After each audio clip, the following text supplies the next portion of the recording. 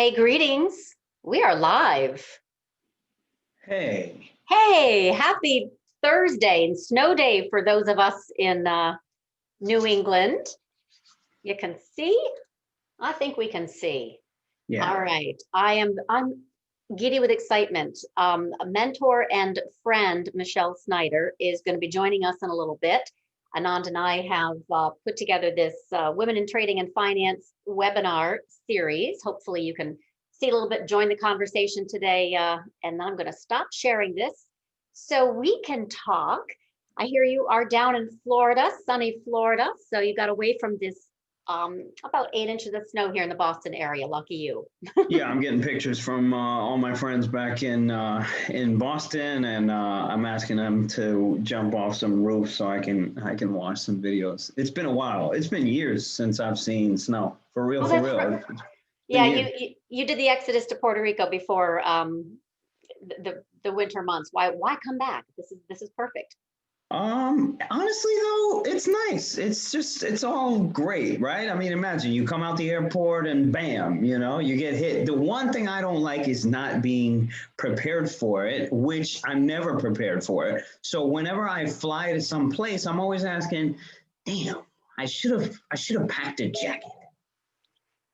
Well, we are definitely snowbirds in some regards, but right now it's gorgeous to look at. And we're also reaching out to Mish, who's going to be in, I think she's New Mexico. We'll find out. But you guys are in the sunny locales. I'm the one with the snowplow outside. But we're really, I think, very fortunate to be getting this conversation going, and it had a very good response last time. We had some folks going, "Why bother having this conversation?" And we're not talking to them specifically. Yeah, there was some aggressors. There was definitely some aggressors on Twitter, and I remember reading some of these comments, and I don't even know if you want to pull up some of these comments, but there was a good amount of support, and then there was a little, I wouldn't say equal amount, but there was definitely a good amount of people being like, well, why are you even doing this? And a good amount of them were definitely men. No, there were some women too that don't want to bring light to it, and that's perfectly fine. That's their thing. This conversation is for those who want a sense of community, and we have talked about this for a while, which is to elevate, attract, inspire women in trading and finance. We need to have a conversation about it, and there is a whole bunch of folks who do want us to have that conversation, so we can bring attention to creating a more I guess I use the term safe atmosphere, but that's not necessarily the best way. But they lamented last week how you've got definitely the man cave going on at saying Lucci, and it's Without a phenomenal service. Everyone gets value. I mean, I've used it for years. I adore it, especially those for option traders and option flow. But there's definitely the chest pounding, and there's this, team sport team kind of rah. And the women who are in your room for a while have said, yeah, they speak up and immediately get whacked down, or they get ignored, or they get talked over. And so that is a microcosm of what is playing out, of course, in the whole trading space. And the fact that we have this conversation, we're gonna deal with those who are diminishing, if you will, the need to have the conversation. But I think it's a good kind of touch point to have to say, hey, what was the fear of having this conversation in the first place? Yeah. And sometimes it's just necessary to do it to push forward. So what Samantha and I are going to do going forward, especially, after the holidays, is continue to invite, women in trading and finance as guests, to sort of be, a source of inspiration for a lot of the women that are involved in the community. They don't really talk up. We have somebody saying they even change their handles so that, you don't know immediately that they're a woman in the chat room, so there's a thing that men will do, of course, as soon as you see, okay, oh my God, okay, there's a girl talking or something like that, and they'll want to know more, or they'll want to know, you never know what's going to happen as a result of that. But if women are motivated to even change their handles so that no man knows that, this is a woman, what does that mean? Those little things. I'm trying to understand those little things that we do, that kind of turn women off to this particular industry, not only this industry, but to the chat rooms, to getting involved, and all that kind of stuff. So me and Samantha are looking to bring in a good amount of guests who are, Yes.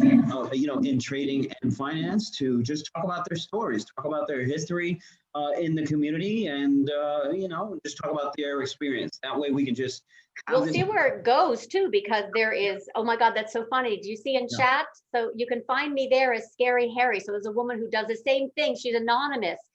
And since the very first one that we did 2 weeks ago, this will be a bi-weekly kind of chat. This was interesting. I told you, someone came in and said they're looking for algorithmic traders, and specifically they would like to target women if they're looking for careers in that type of field. And I know you do a little bit of that, and I'm just starting to get into that. But the point is, this will percolate up some job opportunities, I firmly believe, as far as career advancement, and not just the inspirational, like having Mish on today. You can be what you can see, and how she has absolutely stuck with it for 40 years. And we'll talk about her stories from the pit, commodities pit in Chicago, to she's everywhere now. Oh my God, she's moving and grooving. So this is what I want, to continue, is to bring those who have the stories and that I know to share. You've got some really interesting kind of renegade traders out there that are totally in the shadows. They're not, selling a service or necessarily running a fund, but we want to hear that expression of how they can, get noticed, and how we can, I love it, your expression, level up the playing field. I think that's a great way to put it. Yeah. I mean, as Samantha said too, I'm looking. There's been some recent developments at my office down in Puerto Rico. Like, I'm doing a big sort of shakeup here as far as the traders that I have, and as far as the direction that I want to go to. And because I'm kind of teaching as well a particular strategy, as well as teaching my traders how to move and sort of hedge risk on the book.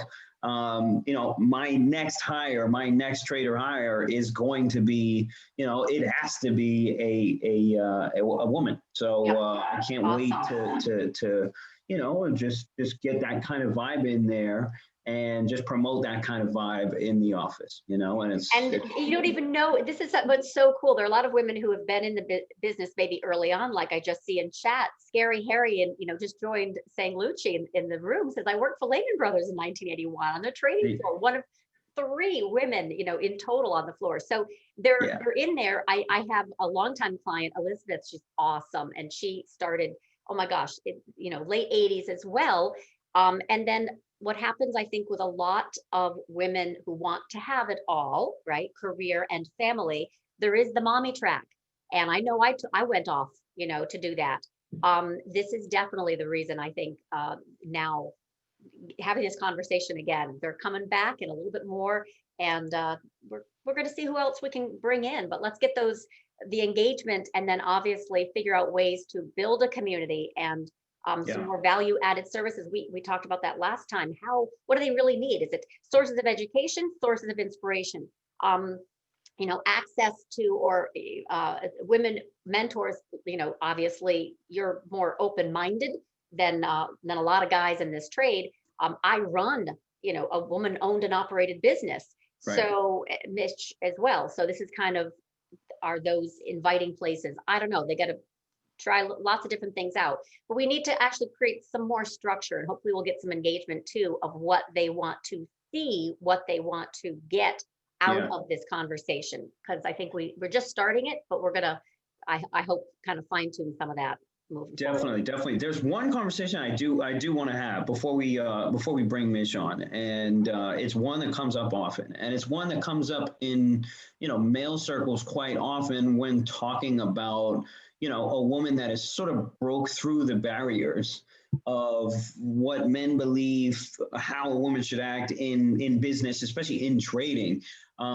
It's the conversation of the woman that has that sort of I don't give a fuck attitude and just comes in there and just takes it and just starts smacking men around and just starts putting them in their places kind of thing. And it's the woman that is sort of strong enough to be able to take that role. Do you think it's something that all women can take? I don't think all women can get to that sort of. Why do they have to? Why do they have to emulate a man? Exactly. I mean, there are women who have male energy, no question, go for it. But that doesn't mean they have to trade like a man or act like a man or manage like a man. I mean, I just think it's more the confidence that we can inspire that says, you do you. Absolutely. I guess I'm specifically talking about these particular worlds that are very, male oriented, that just kind of put women off. But then there's that 1 out of 3, like we have Amy here talking about, she's 1 of 3 women on the floor, and she dragged her baby everywhere she went. Tough shit if they didn't like it, and now she, it's easier said than done. She chose to sort of bring herself to that level, to that particular energy where she was like, that's it, fuck everybody.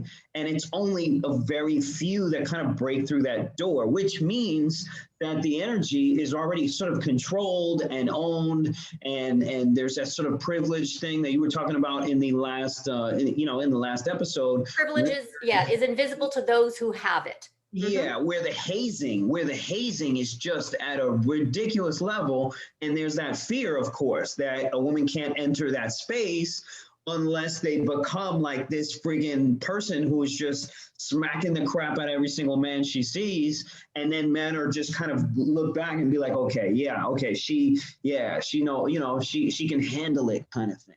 And I see that happening quite a bit. I see that happening in every chat room that I end up in where there's a strong woman presence in there. It's usually only 1 out of a friggin', 20 or 30 or whatever. But yeah, that's the question. Why does she have to go to that place? Why do they have to go to that place? And it's shitty, Well, because oftentimes they're not invited to, sit at the same table. So they have to make sure that they are sitting at the table. So I think that's also, a confidence, a personal confidence thing. Yeah. And being able to contribute results, being able to understand how that network works and what I don't want to say bugs me, but it isn't about just the networking of, how to compete is your sponsors, right? This is long time kind of been, make sure you build up a really good network. It's all about networking. No, actually, it's about results. So in the same thing in trading or in business, it's about results. So I think those who are afraid to sit at the table or have this conversation without being, obnoxious or maybe even being obnoxious. Yeah, absolutely. This I'm not sure that when you're talking about the bombastic, are you just talking about a style? Bombastic, yeah, more or less, yeah. So what's your question though? Like, what do you want to engage the audience to contribute? It was just putting it out there. It was just putting it out there that's what I saw. Men who have these sort of man spaces in these worlds and in business and in finance, especially.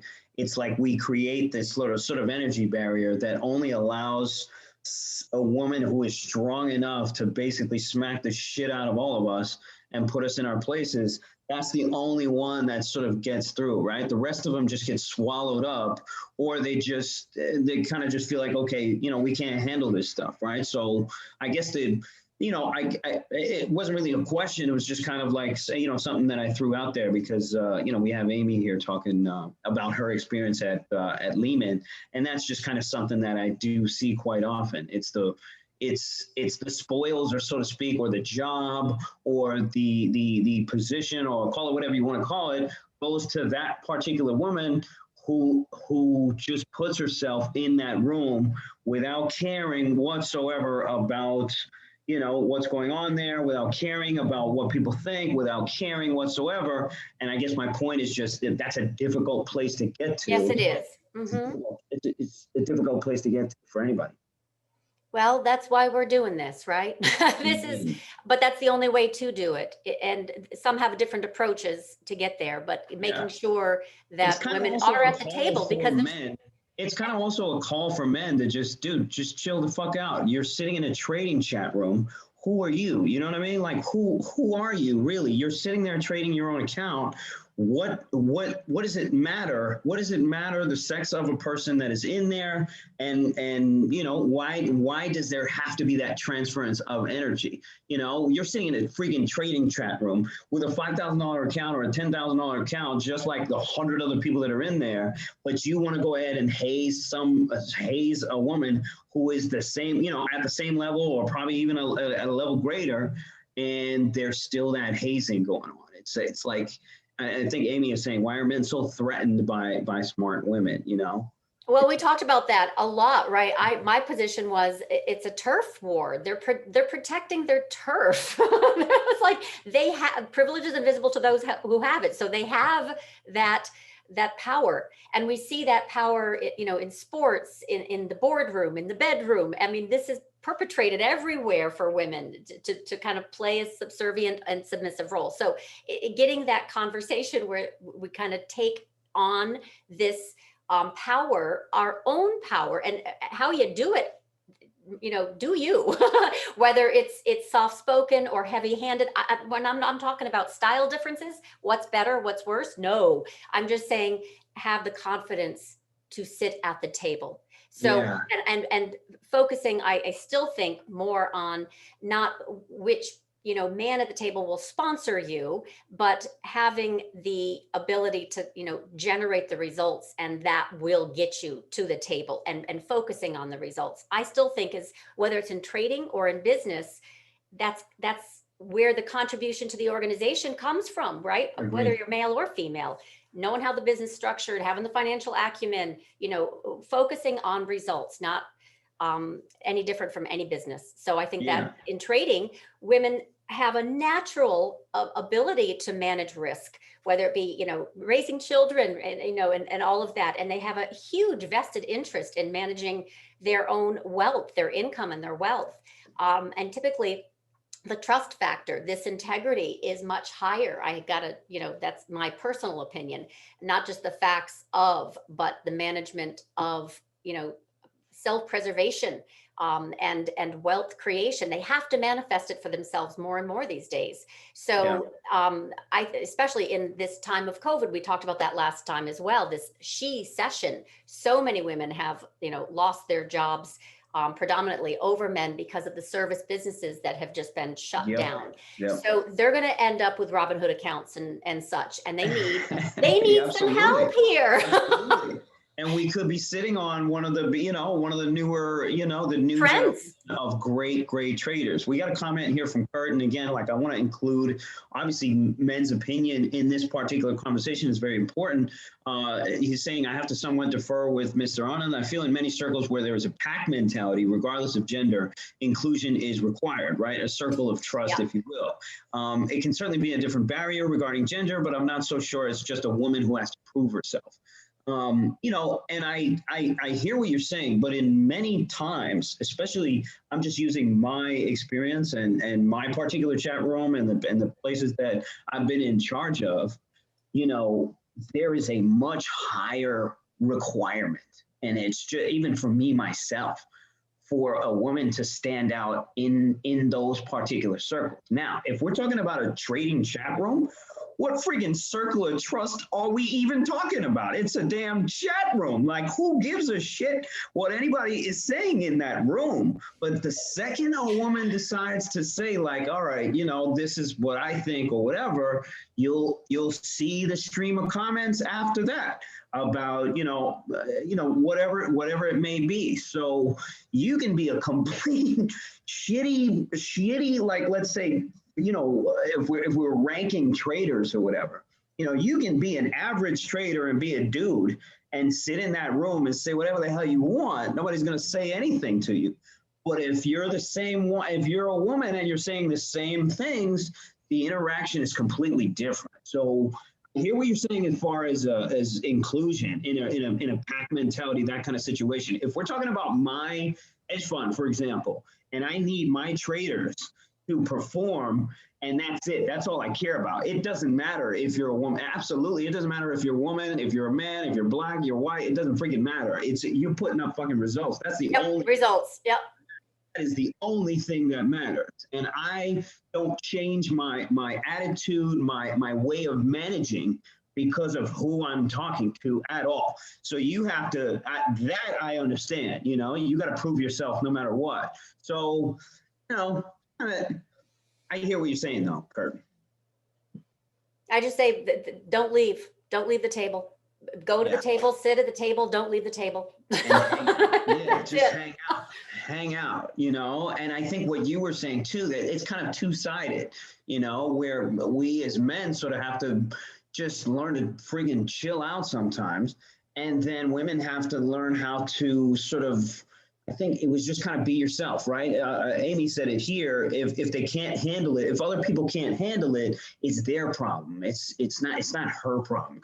Well, I cannot wait to bring in Mish Schneider, and because she's got some experience in this area, and that is, you know, working in this industry for 40 years. So how about we do that? You want to cover anything else before we bring her in and get her stories? No, I can't wait to hear these. I can't wait to hear these stories. That's what I'm here for. Okay, so let's do that, and I will let her also. You already saw it. She's got some bio there. I don't know if I need to include that, but for right now, let me just promote her and bring her in, and then I'm going to share how I met her kind of story. Mish, I just made you a panelist, so let's see if you can come on in, show your lovely face. Hi. There you are. Oh, I'm so excited.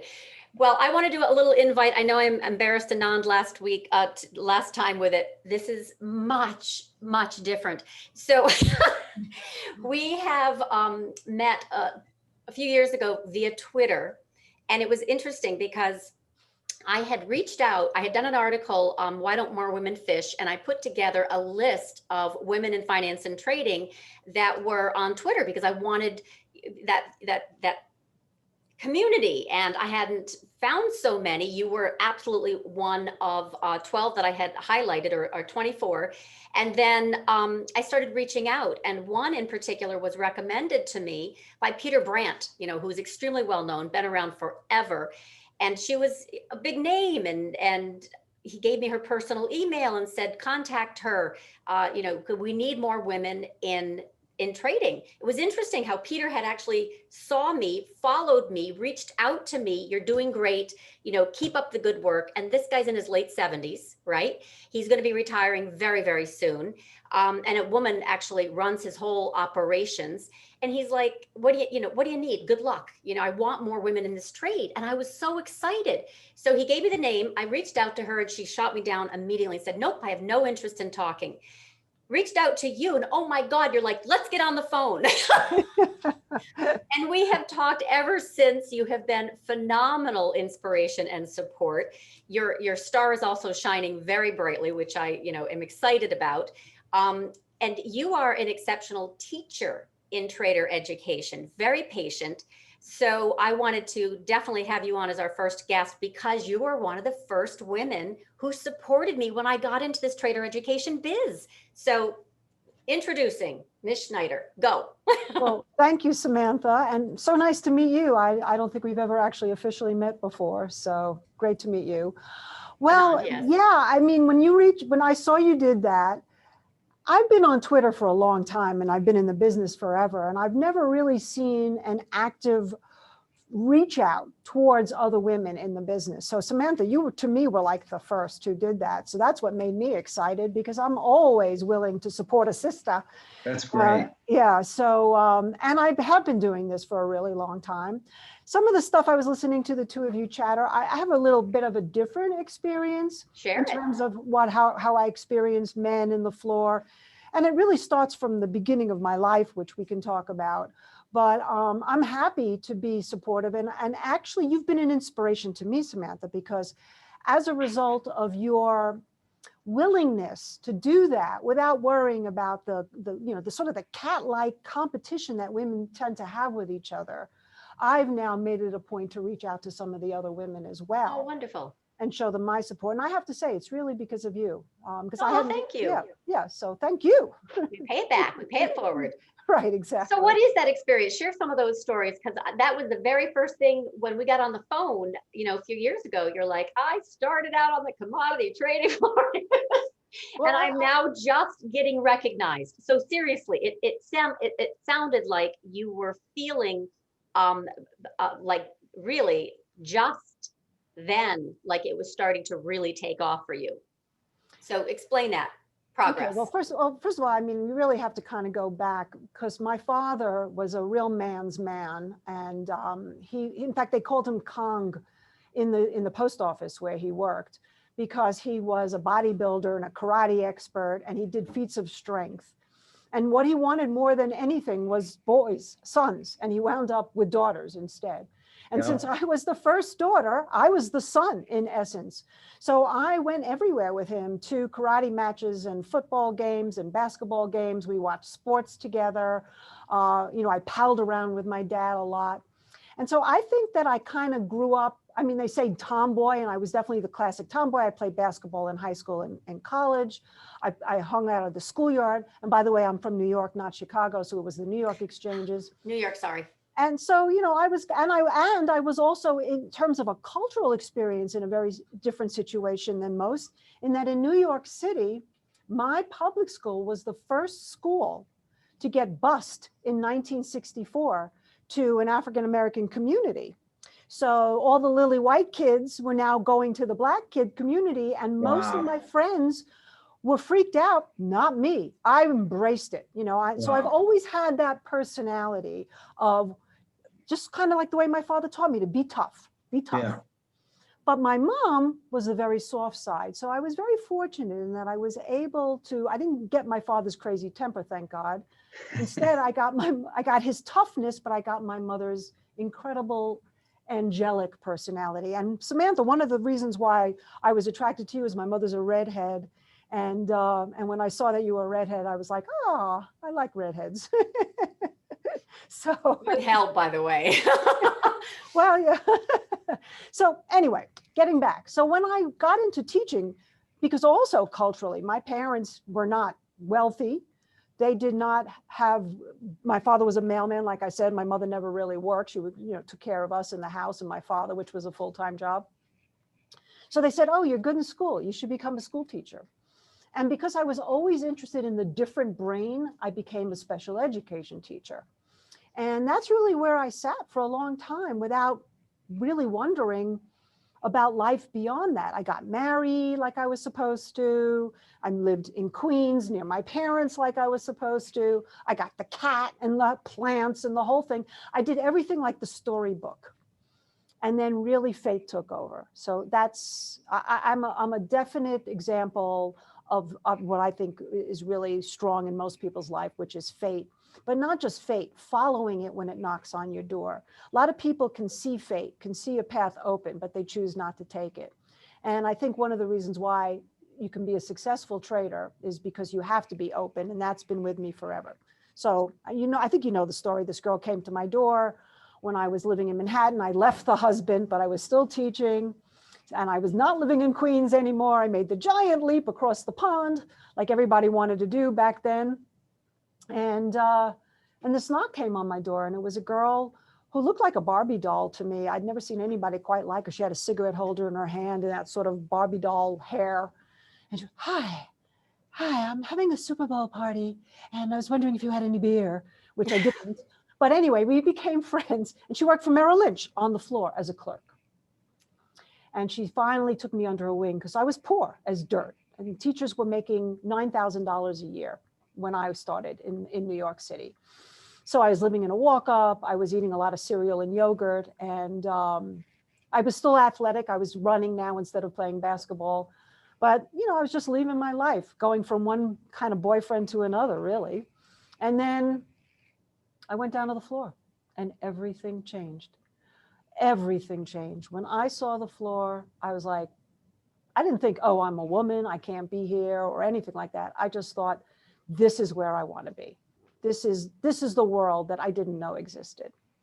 Wow. So, yeah. And so I did everything in my power. What I wound up doing, and it wasn't, I couldn't get a job because I was a woman, interestingly enough. My timing was great.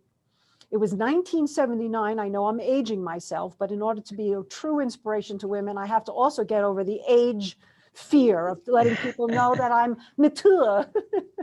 So, it was the glass ceiling. It was the ERA was going on, and there was a whole consciousness in Wall Street to try to break the glass ceiling and bring more women down. My obstacle was because I was a teacher. Right. And there's that whole, those who can't teach. Teach. That is a big thing on what we do. I mean, if you're not a trader, and we see it all the time, we see traders who act like traders, but they can't trade worth a damn. So they end up, selling a service, or they end up talking. Yeah. Right. And there are some people, like Van Tharp is classic. He's an unbelievable teacher, but he'll be the first one to admit that he's not a great trader. Mm-hmm. So you don't necessarily have to be both, but it was Sure. definitely an impediment at first for me getting a floor job. So what I did was I got a job working for Commodity World Advertising, which was this little firm that was representing an English newspaper, which was about the soft commodities, sugar and coffee and cocoa. And so there was a newspaper called the Public Ledger, which I think after 150 years might still be in existence. Yeah. And they wanted me to go on a research project, write and interview all these different heads of researches of all the big commodities firms at the time, Beige and Merrill, and oh my God, there were a ton of them at that point, and Continental Grain, which I did, and ask them what would make them subscribe to this newspaper. And I didn't know anything about marketing research either, by the way, nothing. But I say yes to everything. That's another great quality to have. I say yes to everything. I'm definitely of the thing is you throw enough shit against the wall, something eventually will Something's got to stick, stay. right? Something's got to stay. Right. So I said, yeah, sure, I can do marketing research. And I wound up going to London by myself. I had never been out of New York City. Well, I shouldn't say that. I would go to Lake George every summer with my father for a week. That does not count. Right, exactly. And so now I'm in London by myself, and I'm meeting all these English people. I had never met really anybody from England before. I was pretty sheltered, really, up until this point. And I worked in the afternoon, and I was a teacher in the day. So I would start putting on makeup and a skirt in the classroom. I'd get on the subway because I was working in Spanish Harlem, go downtown to Wall Street to do this job. And then when I finished this job, I had all the names of all the directors of research in my Rolodex. So having some chutzpah, good New York term there, I called them all. And I said, hey, remember me? My name is Michelle Schneider. Well, no, I wasn't Schneider yet. I hadn't even met Keith. My name is Michelle Friedman at that time. And I just interviewed you, and I'm wondering if you have a job for me on the floor. And only one person said, sure, come on in. And that was this guy, Paul Sarnoff, who was the head of research for Conti Commodities. He wrote a book called The Silver Bulls. He's actually passed now. But he hired me to be a sugar, coffee, cocoa analyst, getting on the squawk box and telling brokers around the world what was going on. And this is what, 20 years ago? You're so kind.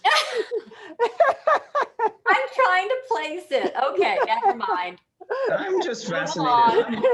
I'm just fascinated with the fact that squawk still totally exists, and everybody in a trading floor. I'm sure you guys have one at that trading floor there too. Squawk still totally exists. Yeah, well, this is a trading office. It's not a floor anymore. But yeah, the squawk box actually, yeah, it is still a really good low-tech way to communicate instantly. You pick up a phone and it works. Yeah, right, it works. So so I wound up down on the floor with knowing absolutely zippo about coffee, sugar, cocoa, futures, understanding anything about charts, technical analysis, fundamental analysis. I mean, really, it was an incredible beginning. And so here's where the girl story comes in. It was a plus and it was a minus. It was a plus because I sure as heck got noticed. There were very few women on the floor and I was young. And, you know, I was I was cute in those days, right? I was a cute young girl with the hair because it was like the Oh early my God, 80s. the 80s hair. Oh my God, I I missed had that Look it up, hair. Yeah. see? Right. And so I just started asking questions and I got people would, the men were incredible. They all were very helpful to me, all of them, in terms of if I asked the question, can you explain this to me before I get on the Squawk Box? And they would all sit there and I'd take notes. And then I would get on the Squawk Box. Somebody would ask me a question. I'd be like, I'll be right back. I would run and then I would get the answer and I'd run back until I finally started to learn. Those were the clerks. I mostly asked the guys who were the clerks outside of the pit. Inside the pit was a little different. By the time I was 8 months in, Conti Commodities gave me a seat. Now I'm a member. I have a badge. And because it was sponsored by the company, I didn't have to worry about the financials. I had no money still. I went from 9,000. I think my starting salary was 14,000. What did a seat cost at that time? If you don't mind, like, do you remember what it cost? Yeah, it was cheap. It was ridiculously cheap. It was cheap, right? Yeah, okay. yeah, it was really cheap. It was like, I don't know, $10,000, but that was $10,000 more than I had at the time. Right. So now I have a company sponsored and there was no rules about you could trade for your own account and still be a broker. So I immediately opened up my own account and I immediately borrowed $2,000 from a guide clerk who lent me the money happily. And I decided it was time to learn. Now in the pit, little different story. Then I got hit with, what are you doing here? Go home, you should be vacuuming. And I'm thinking to myself, you know what? I've never been much of a house cleaner. That's an interesting thing to say.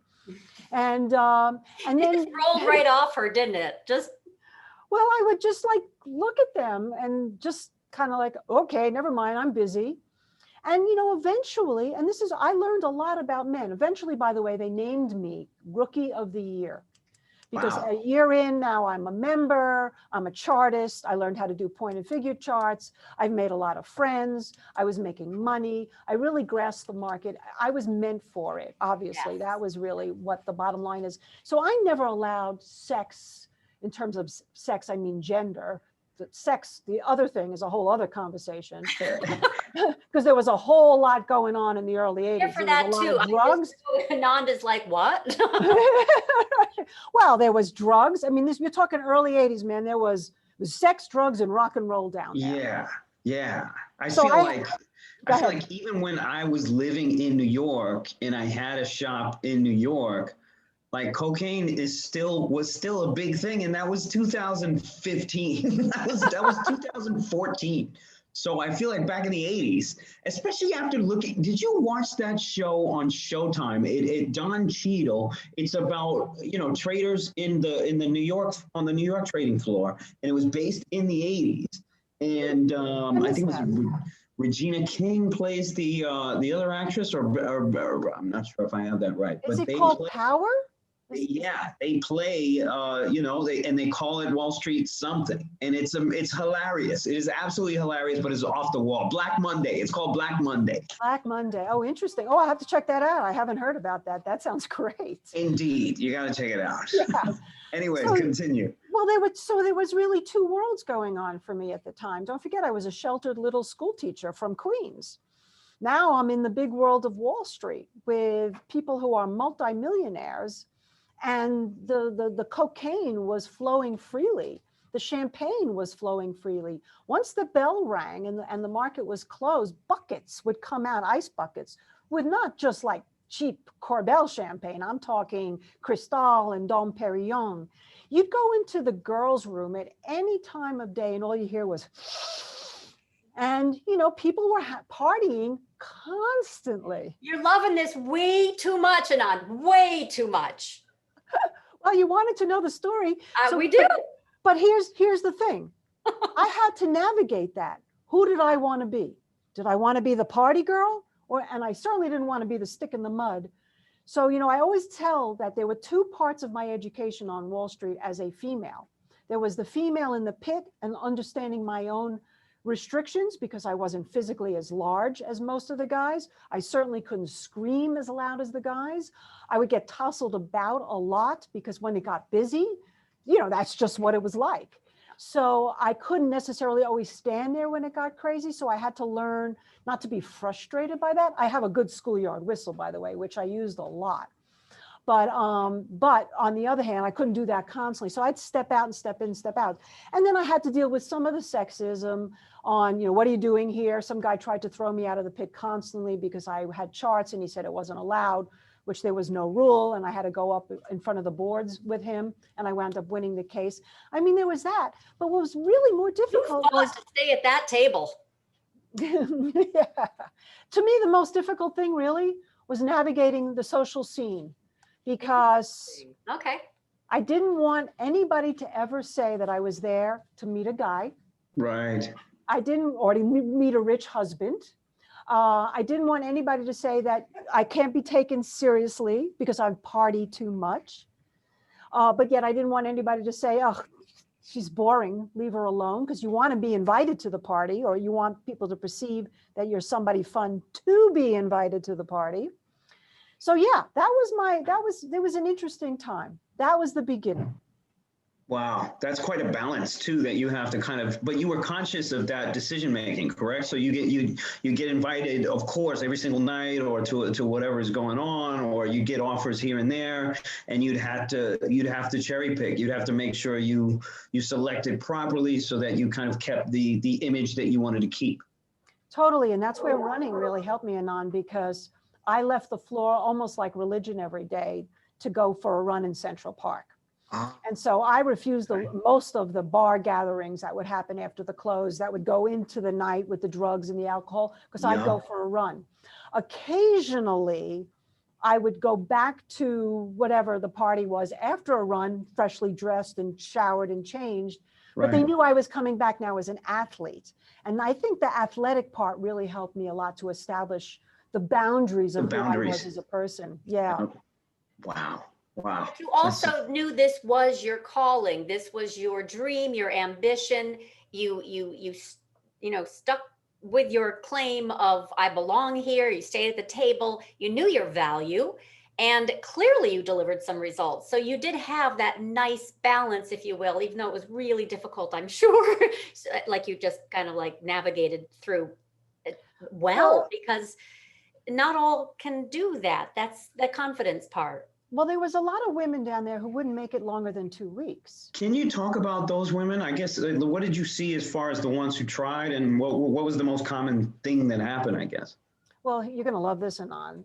When I started to observe men, I realized that men are very physical creatures. They just are. Their amount of touching, hugging, a little gentle punch in the shoulder or rubbing your shoulders, patting you on the back. They do this to each other all day long. Yeah, we do. Definitely, it's a locker room mentality. And especially when you're in that type of stressful environment with that level of activity.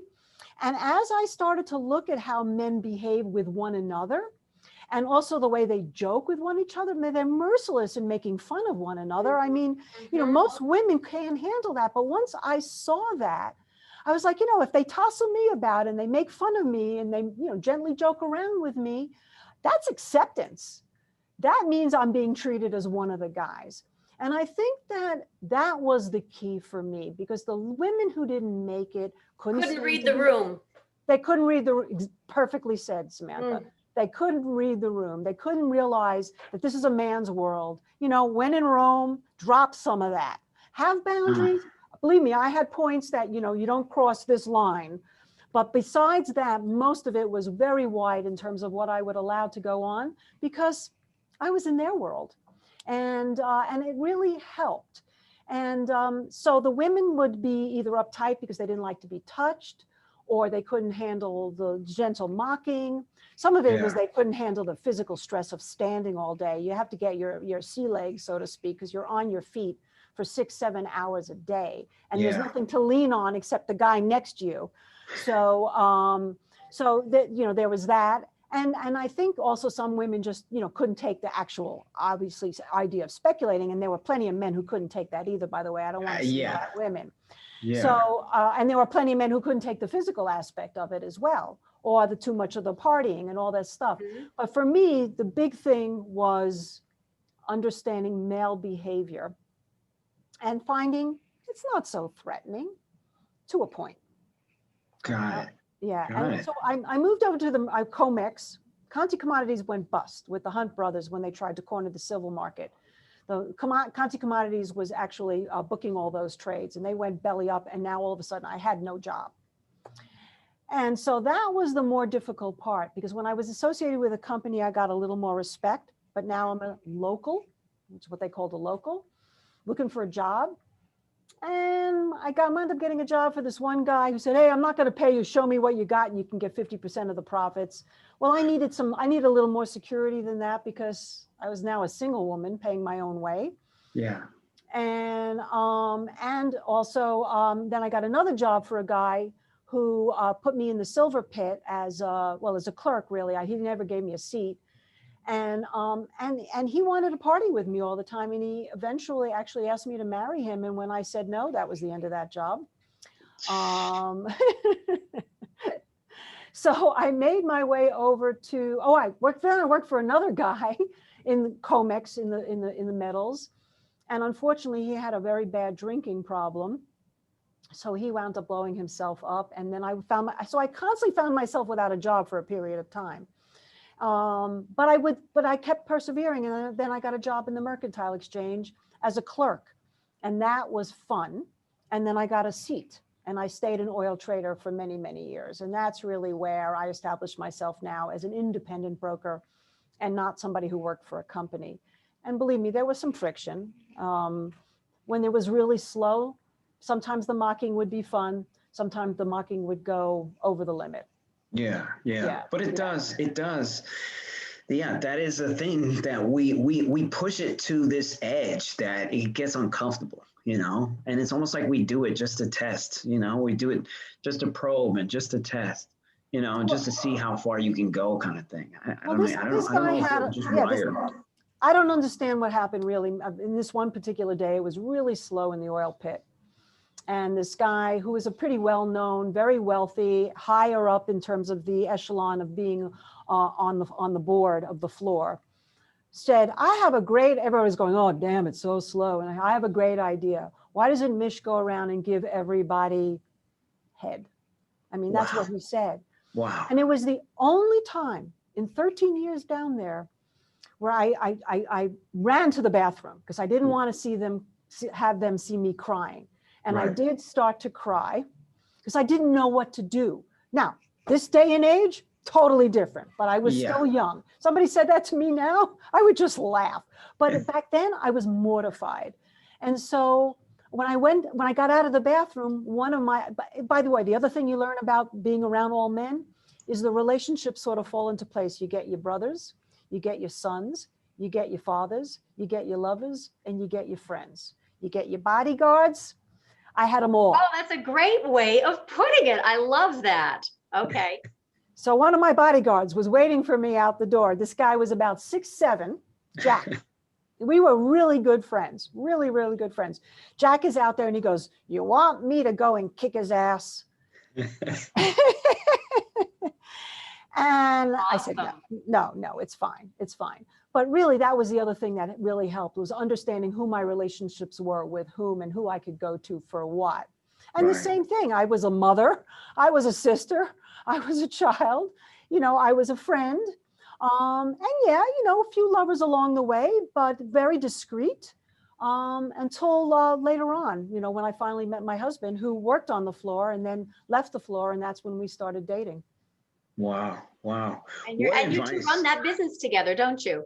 We are still partners after all these years. Yes, we met in 1987. We started dating, and we just celebrated our 30th wedding anniversary, and we've been in business together for a very long time.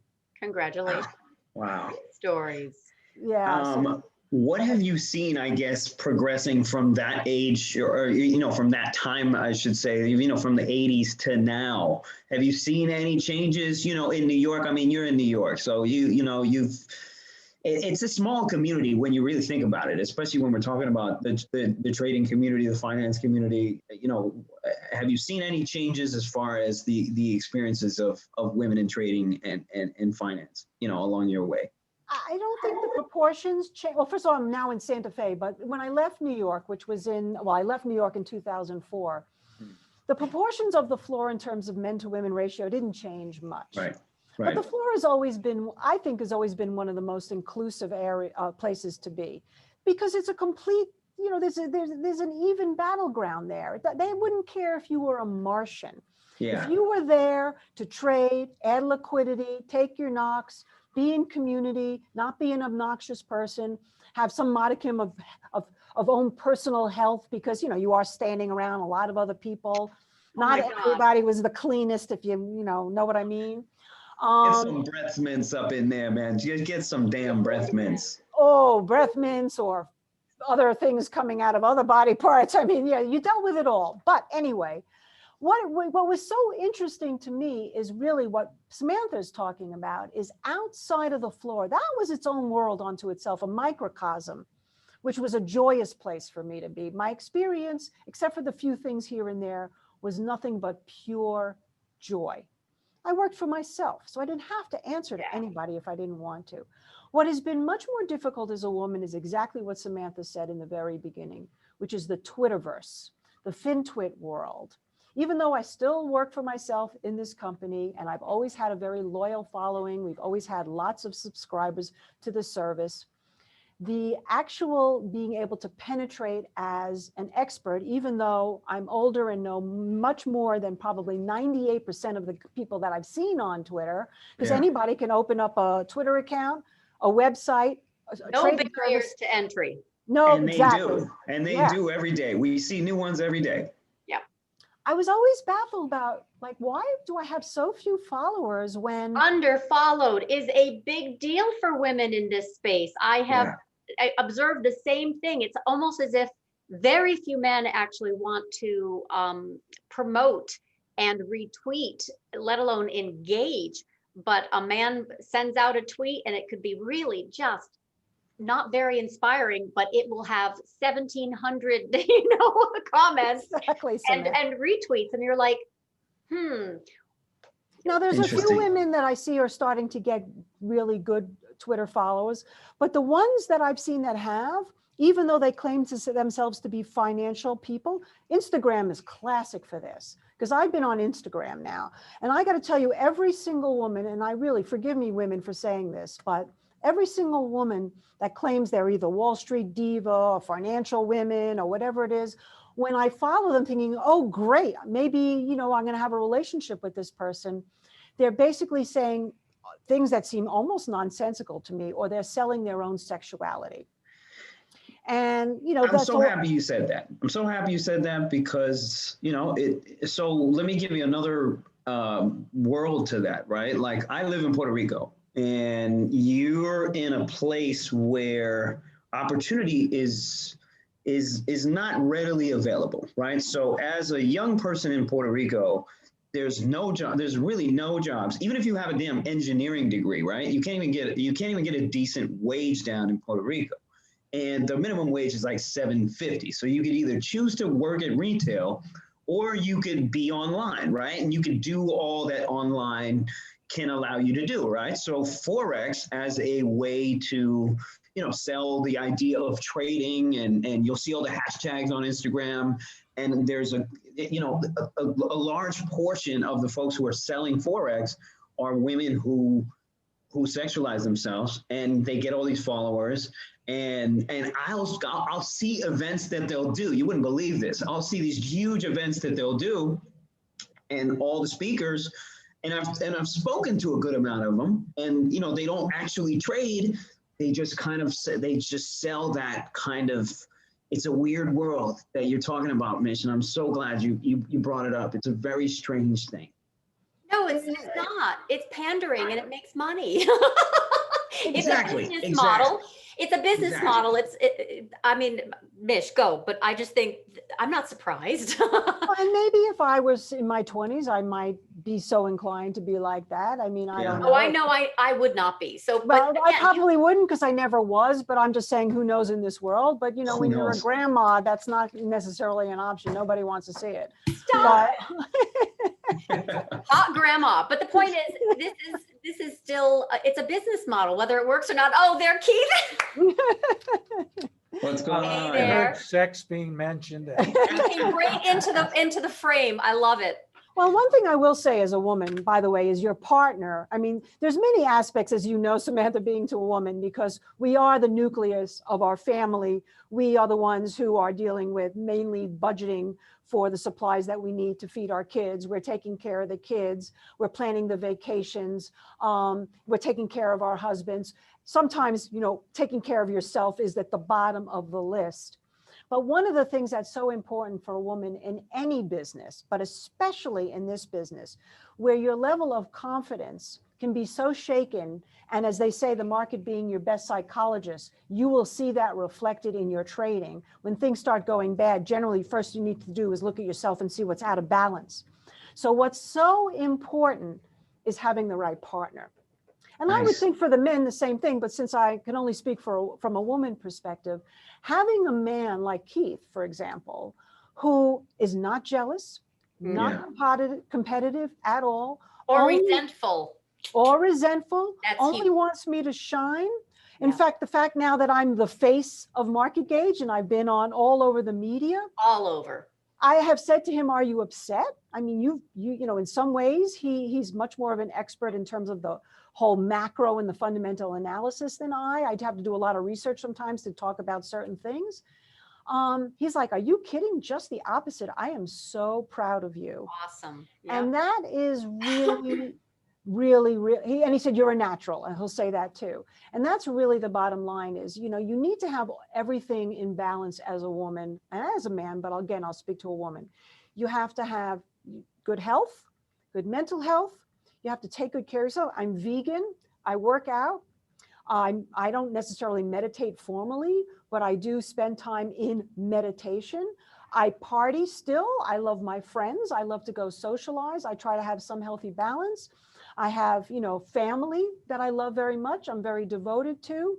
And I just try to keep away all negativity and maintain a sense of humor at all times. That's huge.